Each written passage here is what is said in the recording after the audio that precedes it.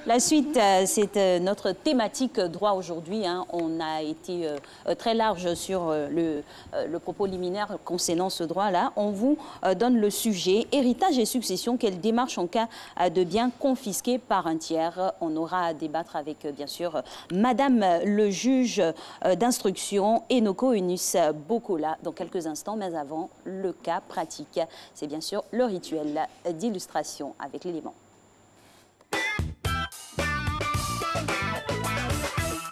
Dame Kone Djenebou, épouse Kona, vient de perdre son époux. Quelques années auparavant, c'étaient tous les enfants du couple qui périssaient dans un accident. Propriétaire d'une entreprise individuelle dans laquelle travaillait sa femme, le défunt avait résolu d'en faire une société avec elle pour associer.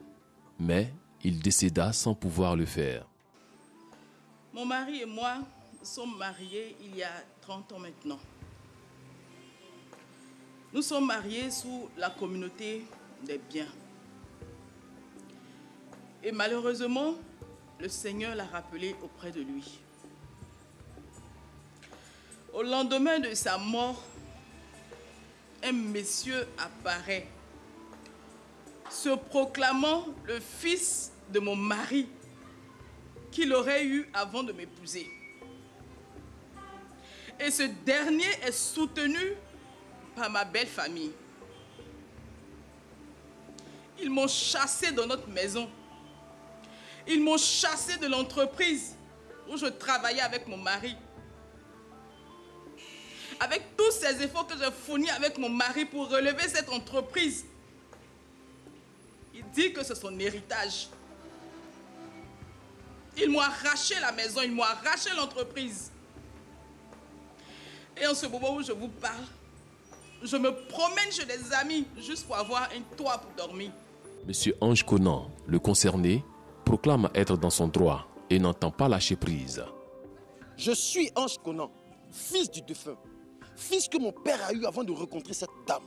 Malheureusement, mon père est décédé. Je viens prendre mon héritage et j'entends des choses qui se disent que je ne comprends pas. Je lui ai même présenté mon extrait et elle parle toujours. Je suis le fils de M. Conan, même si elle ne me connaît pas. Cet héritage, il m'appartient. Je récupère l'entreprise et la maison et le reste, je m'en fous. Je m'en fous, voilà. Veuve Conan, désemparée, déboussolée et abattue par cette déconvenue, recherche des soutiens pouvant l'aider à récupérer ses biens. Je suis désespérée. Face à cette situation ici, il y a une solution. S'il y a des voies et des moyens pour que je retrouve ma situation, aidez-moi. Aidez-moi, je ne sais plus quoi faire. J'ai tout perdu. Quelle démarche peut-elle entreprendre pour récupérer les biens confisqués dont elle réclame la propriété? Voilà, mesdames et messieurs, toute la quintessence du thème droit de ce mardi est là. Nous avons le plaisir, comme vous le constatez à l'écran, d'avoir sur ce plateau Madame le juge d'instruction, Madame le juge Eunice Enoko Bokola. Bonjour Madame le juge, bienvenue sur le plateau de Matin Bonheur. Bonjour Madame. Merci d'avoir accepté l'invitation. Alors tout de suite, nous allons entrer dans le vif du sujet. A-t-on le droit d'expulser Dame Djenebou du domicile conjugal? Merci monsieur. Avant de répondre à votre question, permettez-moi quand même d'entourer le cadre donc, de ce cas pratique. Et donc ce cas qui nous est soumis ce matin fait référence donc au droit des successions, c'est-à-dire à l'ensemble des règles qui régissent la transmission de l'ensemble du patrimoine du défunt. Et il faut dire de prime abord que le droit des successions en Côte d'Ivoire est régi par la loi numéro 64-379 du 7 octobre 1964 portant relative donc aux successions. Alors, la question que vous me posez, c'est est-ce qu'on a le droit d'expulser Dame Djenebou du domicile conjugal? L'article 60 nouveau de la loi relative au mariage a disposé que le domicile conjugal est choisi d'un commun accord par les époux. Et donc, il existe, c'est vrai, des cas où le domicile conjugal, l'un des époux peut demander à être autorisé à avoir une résidence séparée de celle de son époux, mais dans le cas d'espèce, ce n'est pas cette hypothèse-là qui est envisagée. Et donc, Dame Djenebou et son mari, M. Conan, ont donc choisi d'un commun accord d'avoir donc un domicile conjugal commun. Et donc, Dame Djenebou est dans ce domicile, c'est donc à bon droit qu'elle y est. Elle n'est donc pas un occupant sans droit ni titre. Dame Denebou y est parce qu'elle est mariée à M. Konan. Et donc, c'est de ce domicile conjugal-là dont elle est expulsée. Alors, je vous dirai, je répondrai par non, en vous disant qu'on ne peut pas l'expulser. Parce que pour procéder d'abord à une expulsion, il faut rappeler qu'il faut être muni d'un titre, d'une décision de justice. À défaut d'une telle décision, toute personne donc, qui ferait une expulsion, je dirais forcée, donc se verrait donc foudroyée par la loi, comme je pourrais le dire. Et parce que un de tels agissements sont constitutifs donc du délit de voie de fait, délit qui est prévu et réprimé par le Code pénal. D'accord. Donc, pour cette première question-là, on a la solution. La dame Djenebou est dans son droit de rester dans le domicile. Concernant l'entreprise qu'elle a créée avec son époux, est-ce que là encore, l'individu a le droit de l'y expulser? Il faut dire que concernant l'entreprise, M. Konan a créé une entreprise individuelle avant son mariage avec dame Djenebou. Elle a contribué à son essor, peut-être. Cette entreprise donc, est donc un bien propre, un bien qui est propre à M. Konan. C'est vrai qu'une fois mariée, dame Djenebou a participé à la gestion de cette entreprise et grâce à son expertise, elle a donc permis de faire accroître, améliorer le chiffre d'affaires. Mais il n'en demeure pas moins que cette entreprise-là demeure un bien propre à M. Konan. Et donc, elle ne peut se prétendre copropriétaire. Tout au plus, dame Djenebou, sur la base de la société de fait, elle peut solliciter donc qu'un partage soit fait et obtenir donc une indemnité compensatrice. Quand on parle de société de fait, il faut dire que la loi a défini ce que c'est. Je vais vous lire le texte. L'article 864 de l'acte uniforme relatif aux droits des sociétés commerciales a stipulé qu'il y a société de fait lorsque plusieurs personnes physiques ou morales se comportent comme des associés sans avoir constitué entre elles l'une des sociétés reconnues par le présent acte uniforme. Donc, ça veut dire que même si M. Konan n'a pas eu le temps matériel de pouvoir donc transformer son entreprise individuelle en société et faire donc de son épouse une associée, il s'est comporté avec elle comme s'ils étaient des associés. Donc, partant de ce principe-là, dame Djenebou peut venir devant le juge et demander donc à avoir une part des biens de cette entreprise-là, avoir une indemnité compensatrice, comme je l'ai dit. Mais ce qu'il faut retenir, c'est qu'en tout état de cause, tant que les formalités de liquidation de la communauté et de partage de succession n'ont pas été accomplies, dame Djenebou ne peut être expulsée ni du domicile conjugal, ni de l'entreprise. Ah, c'est clair. Donc, il faut récapituler pour dire que ceux qui viennent chasser dame Djenebou de la maison le font de façon illégale et peuvent aller sous le coup de la loi. Idem aussi pour la tentative de l'expulser de l'entreprise. Troisième question, madame. Comment faire cesser alors cette voie de fait qui se commet? Comment, juridiquement? Une voie de fait, c'est une infraction. Et donc, cette infraction-là, comme je le disais, elle est réprimée par le Code pénal en ses articles 345 et 348. Et donc, pour faire cesser cette voie de fait, dame Djenebou va se rendre dans un commissariat de police ou de gendarmerie, porter plainte contre ces individus, ou alors aller saisir même directement le procureur de la République. Et c'est donc l'occasion de rappeler à tout un chacun que toute personne qui a ce genre de comportement-là encourt des sanctions pénales. Et ces sanctions-là, selon le texte, l'article 345 du Code pénal, vont de la peine d'emprisonnement de 6 jours à 12 mois et d'une amende de 10 000 francs à 100 000 francs CFA. D'accord. Là, c'est au niveau du plan pénal. Sur le plan civil, que peut faire dame Djenebou? Alors, nous allons revenir donc à la loi sur la succession. En son article 1er, cette loi-là nous dit que les successions s'ouvrent après la mort. Qu'est-ce que ça veut dire? Ça veut dire qu'on ne peut parler de succession ou de partage d'héritage d'un individu, d'une personne, que si cet individu, cette personne est décédée. Comment savoir que cette personne est décédée? Le seul acte qui nous permet de le savoir, c'est l'acte de décès. Et donc, la première des choses qu'il faut faire dans ce cas, c'est de se rendre donc à la mairie du lieu de décès et établir l'acte de décès. Et l'acte de décès est donc le premier document de succession, du dossier de succession. La loi a enfermé cette déclaration dans un délai. Effectivement, il faut un délai de 15 jours suivant le décès de la personne, de l'individu. Et donc, passé ce délai, passé ce délai, on se verra obligé de se rendre au tribunal pour effectuer donc, pour se faire établir un jugement supplétif de décès. Bon, toutes choses qui vont entraîner des coûts supplémentaires et une perte de temps. Donc, dans le délai de 15 jours qui suit le décès, il faut absolument se rendre donc, devant l'officier d'état civil pour déclarer le décès. Et on va donc nous établir donc un acte de décès. Ensuite, muni de cet acte de décès, on va se rendre, Dame de Nebou par exemple, va se rendre au tribunal. Et au tribunal, elle va chercher à avoir un juge qu'on appelle le juge aux affaires familiales. Et c'est ce juge-là qui est compétent pour toutes les questions qui concernent la famille. Et donc, quand elle va voir ce juge, elle va se faire établir un jugement d'hérédité. Un jugement d'hérédité. Et c'est bon de préciser que le jugement d'hérédité, il se fait au lieu du dernier domicile du défunt. C'est quoi un jugement d'hérédité? À quoi il sert? Un jugement d'hérédité, en fait, c'est un jugement qui permet donc de retracer et de définir les ayants droit du défunt. Et c'est avec ce document-là, ce jugement d'hérédité, c'est celui-là qui va permettre à un héritier de pouvoir faire valoir sa qualité d'héritier. D'accord. Là, on a le dossier constitutif de la succession pour pouvoir ouvrir la succession avec tous les éléments que vous nous avez donnés.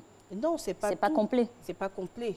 Parce que c'est vrai, on a l'acte de décès, on a le jugement d'hérédité, mais ce n'est pas fini. Le jugement d'hérédité, il va retracer donc la liste des ayants droit. Mais ça ne suffit pas.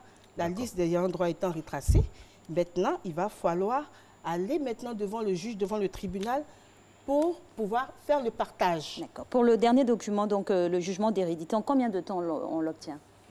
Faut dire que au tribunal d'Abidjan d'où je viens, ce document peut se faire dans un délai approximatif d'1 mois. Et ceux qui sont à l'intérieur du pays? Je pense que le délai est légèrement réduit. Vous pensez bien quel est le fait? Puisque je ne pratique... Vous pouvez avoir des informations, vous êtes juge. Donc il est réduit ce délai. Parce qu'à Abidjan, c'est un peu plus, le délai est un peu plus... de l'affluence. À cause de l'affluence. Parce qu'Abidjan, c'est une grande ville. Donc c'est plus réduit quand on est loin, pour tranquilliser ceux qui nous regardent de l'intérieur du pays. Alors, Madame le juge, une fois la qualité des ayants droit de M. Konan déterminée, que va-t-il se passer? Comment sera partagée la totalité de ces biens? Et avant que vous répondiez à cette question, j'aimerais vous demander, pendant que le jugement d'hérédité se fait, la femme, elle est dehors, elle est expulsée. Quel recours? C'est ce que je vous ai dit tout à l'heure. La femme, elle est expulsée, elle est dehors, elle court, elle va se réfugier, elle va au commissariat de police ou dans une brigade de gendarmerie, où elle va voir le procureur de la République porter la plainte. Le temps d'avoir le jugement d'hérédité, ça prend du temps, minimum 2 mois. Maximum 2 mois. Non, enfin, un mois. Selon. Un mois. Un mois. Le délai maximum 2 mois, je pense. Sûr, oui. Hein. Et avec la plainte qu'elle pose là, elle a un jugement ou bien elle a une action qui lui permet de rester? Le procureur de la République ou les officiers de police judiciaire vont lui permettre, donc vont faire cesser le trouble. La raccompagner chez elle à la maison, c'est possible? En attendant la sortie du jugement d'hérédité. C'est possible. C'est possible. C'est une possibilité. C'est une possibilité. Donc ça veut dire que ce n'est pas acquis. Hein. Donc elle peut rester dehors aussi ou aller chez elle retourner en famille. Mais, comme je vous l'ai dit, c'est vrai qu'elle va porter la plainte. Et dans ce délai-là, elle va aussi saisir le juge des affaires familiales. Parce que c'est le juge, comme je dis, qui est compétent, habilité dans tout ce qui concerne les problèmes de famille. Voilà, tout ce qui concerne la question de famille. Donc ce juge-là pourra prendre certaines mesures conservatoires en attendant que toutes les démarches puissent aboutir. Ok. Alors là, maintenant, nous arrivons une fois la qualité des ayants droit de M. Konan déterminée, on sait qui est qui a droit à quoi. Comment va-t-il se passer? Comment sera partagée la totalité de ces biens? D'accord. Donc, pour le partage, il faut dire que l'article 84 de la loi sur la succession a disposé que nul ne peut être contraint à demeurer dans l'indivision.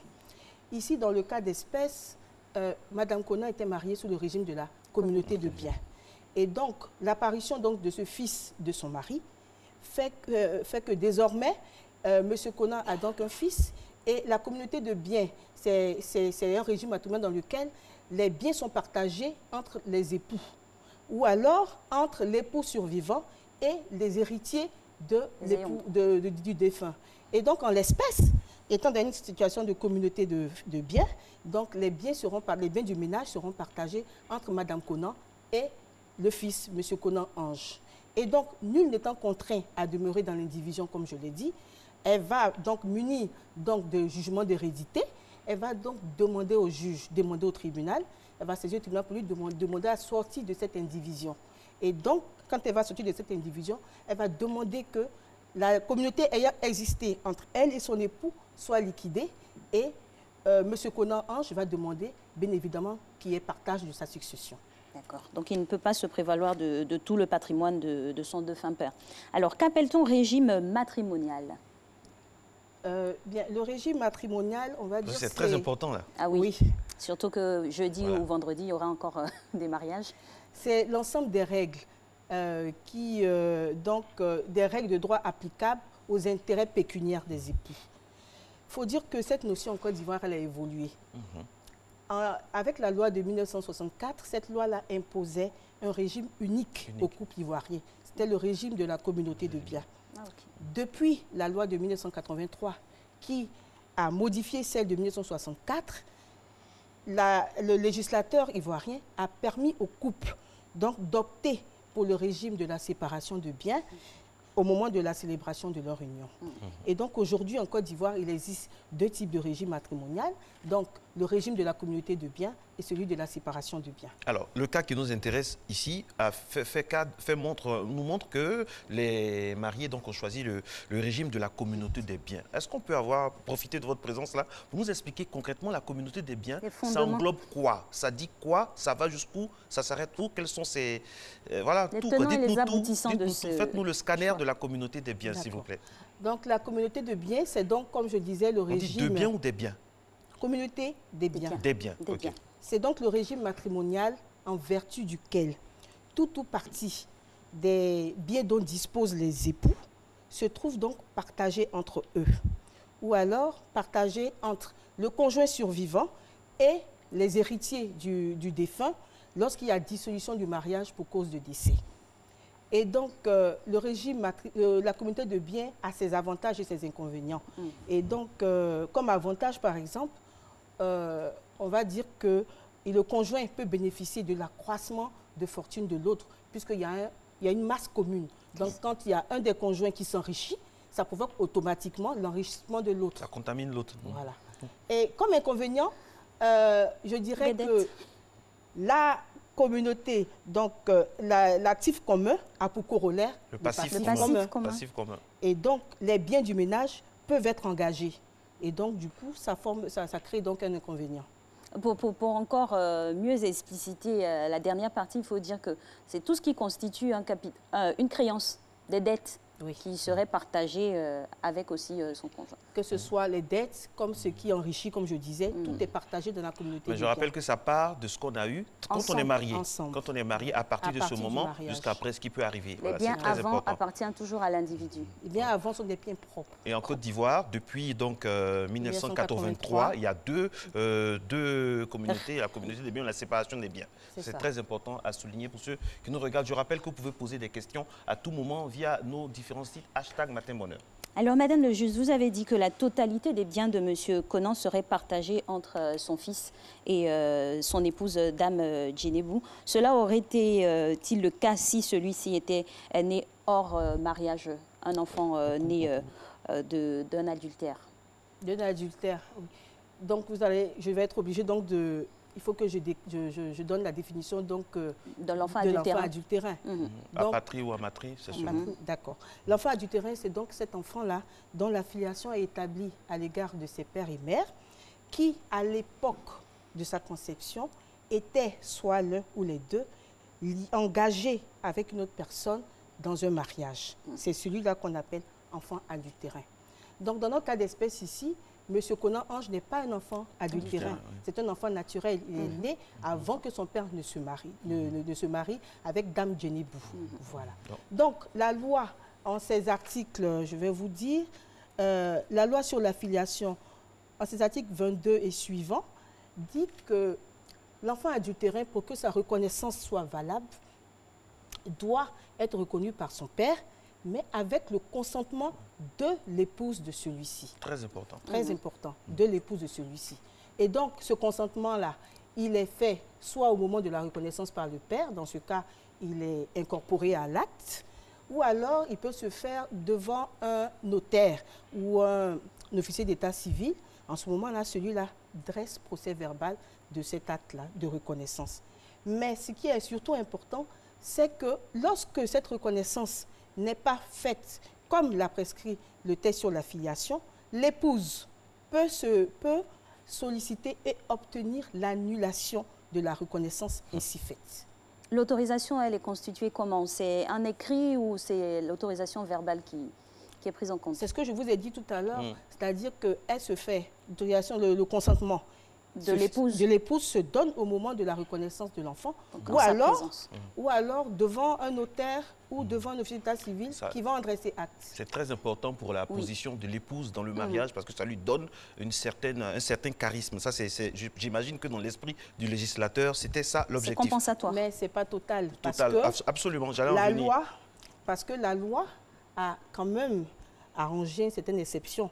C'est le cas, par exemple, où une action en divorce, une demande en divorce ou une demande en séparation de corps aura été engagée. Peu importe que le jugement soit rendu ou pas, mais dans tous les cas, une fois que c'est engagé, le mari, donc l'époux, peut reconnaître librement son enfant adultérin. Sans l'autorisation. C'est très important à préciser. Je rappelle que c'est tout l'esprit des cas que nous vous proposons depuis maintenant quelques semaines, des cas pratiques, parce que ce problème-là touche énormément la population, toutes les sphères de la population de notre pays. C'est la raison pour laquelle nous nous penchons là-dessus. Je rappelle qu'il s'agit d'un cas de succession. Avant-dernière question à notre juge. Les frères et sœurs du défunt peuvent-ils prétendre à son héritage? Parce que généralement, dans notre configuration sociétale, c'est toujours eux les premiers à venir chasser la veuve de la maison. Ça, c'est la réalité par rapport aux enquêtes qu'on fait toujours. Avec ou sans enfants, on les chasse tous. Alors, est-ce que ces frères et sœurs-là peuvent prétendre à l'héritage du défunt, celui qui est parti?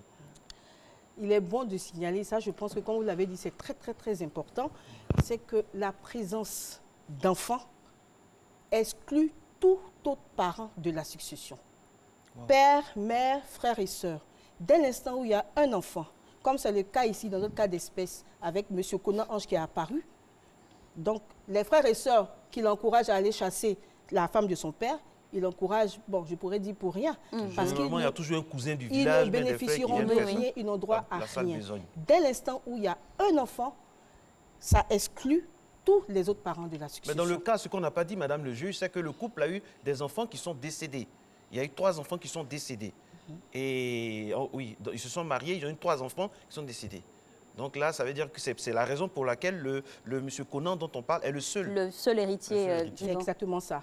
Si les 3 enfants avaient été vivants, donc la moitié des biens du ménage qui devaient revenir donc aux héritiers aurait été partagée en part égale entre les 4 enfants. Et la femme aurait eu quoi? L'autre moitié. Elle aurait eu l'autre moitié. D'accord. Et concernant donc l'ordre et la liste des héritiers, il faut dire que la loi sur la succession a fait des précisions dans les articles 8 et à 15. Il a donné l'ordre des héritiers. C'est d'abord les enfants et descendants d'eux. Ensuite, il y a les frères et sœurs et descendants d'eux. Il y a les pères et mères. Il y a les ascendants autres que les pères et mères. Il y a les parents collatéraux autres que les frères et sœurs et descendants d'eux. Et le conjoint survivant. Wow. En quelle position? En dernière position. En 6e position. Wow. Comme quoi, il faut faire des enfants. Que se serait-il passé si le défunt avait laissé un testament avant sa mort? Le testament, c'est l'acte juridique dans lequel une personne qu'on appelle le testateur exprime ses dernières volontés, notamment en ce qui concerne la disposition de ses biens dans le délai qui va suivre sa mort. Et donc, il y a plusieurs types de testaments, je le dis comme ça. Il y a le testament holographe, il y a le testament parade publique, le testament mystique ou secret. Mais en tout état de cause, lorsqu'il y a un testament... Mystique ou secret? Mystique ou secret? Ou secret. Des particularités. En tout état de cause, lorsqu'il y a un testament, donc il est procédé à son ouverture et par le notaire éventuellement. Et s'il n'y a pas de contestation, ce testament-là donc va être exécuté. S'il y a une contestation, on va devant le tribunal. Très bien. Madame le juge, merci beaucoup. Il est 25, on a 2 minutes pour nous faire le récapitulatif de ce cas de succession. J'imagine naturellement que de nombreuses personnes nous suivent et ça c'est très important. Soulagé ou crispé. Voilà, soulagé, crispé, quel que soit l'état d'esprit dans lequel vous vous trouvez, on va récapituler, un peu synthétiser ce cas-là. Et là, nous avons un cas de succession. Est-ce qu'on peut faire un peu le récapitulatif? Alors, donc, comme je le disais, dans ce cas qui nous a été soumis ce matin. Donc, ce qu'il faut retenir, c'est que la succession s'ouvre après la mort. Donc, tant qu'on est vivant, personne ne peut parler de l'héritage de celui qui est vivant ou de sa succession. Ça, c'est un. Deuxièmement, ce qu'il faut savoir, c'est la procédure à suivre. Donc, comme je l'ai dit, il faut déclarer déjà le décès. Il faut ensuite établir donc l'acte de décès, le jugement d'hérédité et enfin aller devant le juge pour demander à sortir de l'indivision si éventuellement il y a une indivision. Et surtout, ne pas chasser la veuve, surtout qu'elle est dans un état de fébrilité. Il ne faut pas en rajouter un état de psychose en la chassant. Parce que le temps pour elle d'avoir les papiers, ça peut vraiment avoir des conséquences. On a eu plusieurs cas de suicide dans ce cas-là. Là, franchement, il faut faire très, très attention à la fragilité et surtout dans ces moments difficiles. Exactement. La loi protège donc le conjoint survivant, il faut le savoir. On ne peut pas faire tout ce qu'on veut. Dès que le défunt est parti ou le conjoint est parti, la loi nous protège. On espère que vous vivrez heureux dans vos couples aujourd'hui et pour toujours. Merci de nous avoir suivis. On se revoit demain mercredi pour parler de famille.